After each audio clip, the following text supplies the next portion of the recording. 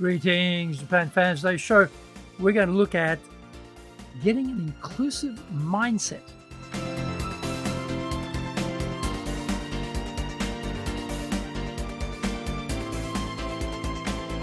Maishu, arigatou gozaimasu, and welcome back to the 10th year of the Leadership Japan series. And I'm your host in Tokyo, Dr. Greg Story, Dale Carnegie Tokyo franchise owner, president of Dale Carnegie Tokyo Training, and the 3-time best-selling author of Japan Sales Mastery, which is Zaegyo in Japanese, Japan Business Mastery, and Japan Presentations Mastery. My new book, Stop Wasting Money on Training in Japanese, Training de Okane o Mura ni suru no wa yamimashou, and all of my books are available on Amazon. This podcast brings insights, examples, and experience about leading in Japan. Trust me, it is different here. Don't forget to subscribe and share this podcast with your family, friends, and colleagues.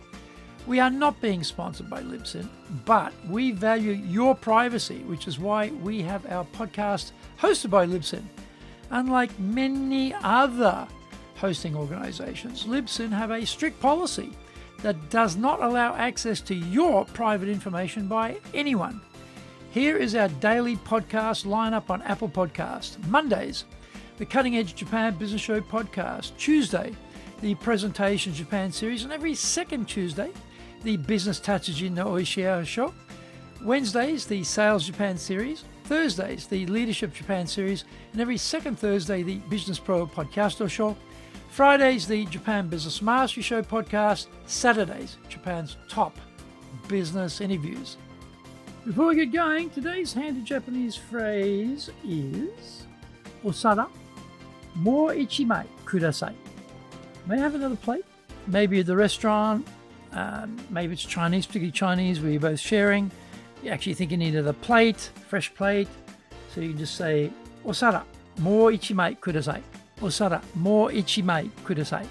Osara mo ichimai kudasai. I need another plate, please. Osara mo ichimai kudasai. Osara mo ichimai kudasai. This is episode number 520. Today we are talking about how to get transformational change to achieve an inclusive mindset. As a leader, try yelling, "Be inclusive, be inclusive, be inclusive," at your staff members. You are trying to move the organization toward achieving greater creativity and innovation through the benefits of diversity. You know that becoming more inclusive is the catalyst for gaining diversity inside the firm. The president and the executive team have made the official pronouncements about using diversity to better prepare for a more creative and successful future. Whatever your own thoughts on the merits of diversity, it is your leader job to turn their pronouncement into reality. Being a smart leader, you know that just yelling at your staff to be more inclusive is a nonsense and won't work. Great. So what do you do about those in your charge? This type of major transformation is not the moment for shotgun-style team meetings or town halls to convince everyone to get on board with senior management's directions. En masse, that blanket approach will yield a lot of tatemae or superficial acceptance, but the honne of entrenched resistance will still remain there, hidden and submerged. In Japan, diversity actually means gender diversity rather than LGBTQ, racial or religious diversity. To drive gender diversity requires a lot of one-on-one meetings with the team members. Busy leaders may think, well, diversity is a noteworthy aspiration from the president, but in reality, I'm already busy with my current workload. Where can I possibly fit in time for this additional activity? All true, but there will be no change unless the leaders make the time available to have those individual conversations with their team members. What will those conversations involve? To get transformational change, we need to work on our emotional change and add to it changes in behavior. So emotional change is EC and behavioral change is BC to get the performance change, that is the PC we need. In our talks with our staff, we should explore their mindset about inclusion. They may have never thought about it before, So this is a vital first step for them. What are they thinking about this new direction? Do they think this new direction will harm the organization and that the senior executives are mistaken in their approach? What is their opinion about gender diversity? Do they have female relatives or friends who may currently be affected by a lack of inclusion in their workplace? What are their set of beliefs about this topic? Have they inherited dated or mistaken ideas from others rather than investigating what they think based on their own research? What emotions does inclusion trigger for them? Are they fearful of the consequences? If they are men, do they see women as rivals or competitors for future promotion to senior positions?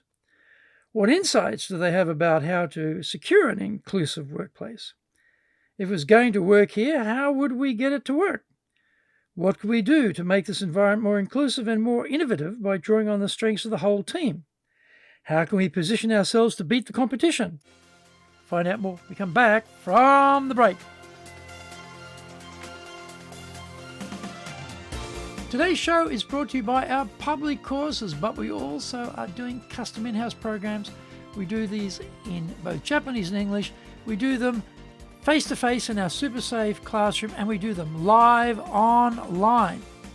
Now, today's show is brought to you by, on the 6th of July, we're doing high-impact presentations. Brilliant course, 2 days, 2 instructors. Wall-to-wall individual coaching.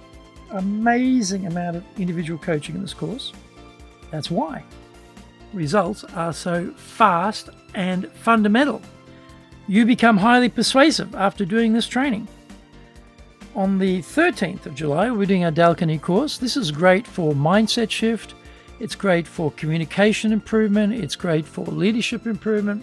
It's great for people skill improvement. And additionally, it gives us techniques and information on how to deal with our stress management. And I cannot see stress management going down in terms of need in our future business lives. I can only see it going up. So great course to learn about how to deal with your stress as well as the other really important items it covers. Go to our website at www.dale-carnegie, carnegie.co.jp. Get my best-selling books, Japan Sales Mastery, which in Japanese is Zaegyo. This is the Bible for selling in Japan. Japan Business Mastery, Japan Presentations Mastery, plus Stop Wasting Money on Training, which in Japanese is Training de Okane o Muru ni Sunu wa Yamimashou, and all are available on Amazon. If you like learning by watching videos, we have nearly 2,000 there for you at Tokyo Japan Dalkani TV on YouTube. We release 3 TV shows every week on YouTube. The Cutting Edge Japan Business Show, that's the premier business show on Japan every Monday, Tokyo time. Fridays, we have the Japan Business Mastery Show, and on Saturdays, we release Japan's top business interviews, where I interview leaders from small, medium enterprises all the way up to the corporate captains of industry on one topic, leading in Japan. Every second Thursday, we release the Business Pro Television Show. You can email me at greg.story@dalecarnegie.com. Welcome back. Today, 54% of women are in the workplace in Japan, predominantly in low-paying part-time jobs. Assuming a 5-day work week, 70% of men worked an 8-hour day or more, while only 40% of women did the same. More women will have to enter the workplace to make up for the labour shortage being driven by the declining birth rate in Japan. There will be some increased immigration for blue-collar workers into Japan, as government policy has become more flexible to deal with the shortage of workers. Nevertheless, the capacity of firms to access women will only grow in importance. Companies will need to become more inclusive to attract and retain them. Leaders need to work through these scenarios with their staff. Everyone needs to understand this is a vital step for the economy if Japan is to prosper as a sophisticated and advanced economy in the world. They also need to align that macro view with what it means at the micro level for the team members. None of us work in a bubble, and what happens to the overall economy impacts all of us. The point needs to be made that the whole country needs inclusivity first in order to get to diversity, to tap into the full innovation potential of all the workers. Once we've worked on the emotional component of the transformational change, we need the staff to engage in behavioural change. Skill sets need to be upgraded around time management, teamwork, and communication with colleagues. The actions each staff member takes adds up to the totality of the firm's actions to embrace inclusivity to get to diversity. It has to be clarified that this is not someone else's responsibility, and certain members of staff cannot simply continue doing what they have always done. If we're going to do this, what do we need to change? What things do we need to introduce? Behavior change is difficult, but once awareness levels have been heightened, it gets easier to spot where a previous behavior has to be replaced with a new behavior. Communication styles also need attention. Inclusivity in communication may force old habits to change. Clubby all-male cliques will need to change so that the women working in the organization feel they are valued and welcome too. Interactions on a daily basis set the tone of the organization's commitment to inclusion. This is where the emotional quotient part comes in, and the realization made that the intelligence quotient component can't solely be relied upon for change. When we get the emotional and behavioral elements to work, then we can see actual results where inclusivity is happening on a daily basis.